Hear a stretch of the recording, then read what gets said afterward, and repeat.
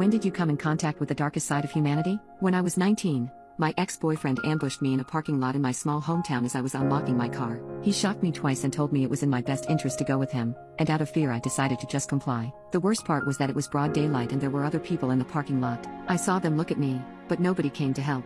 He drove me for over 2 hours until we finally arrived at his house, where he brought me inside. He proceeded to tie me to a chair, and I watched as he had a psychotic breakdown about what we could have been and how I did this to him. He stabbed himself 3 times, and me 27 times, and every time he drew red from either of us he'd tell me this was my fault. He'd sit there and interrogate me right after, asking me what my current boyfriend had that he didn't. He ended up using the red he drew from me to write our names followed by a love heart on his wall. After 4 hours he stopped what he was doing, and I watched him have another psychotic breakdown in front of me. He fled his house and left me tied up after it, and I sat there for at least another hour before I started trying to break free. I ended up surviving that day, but sadly I think that's the worst thing that could have happened to me. You see, during those 4 hours I refused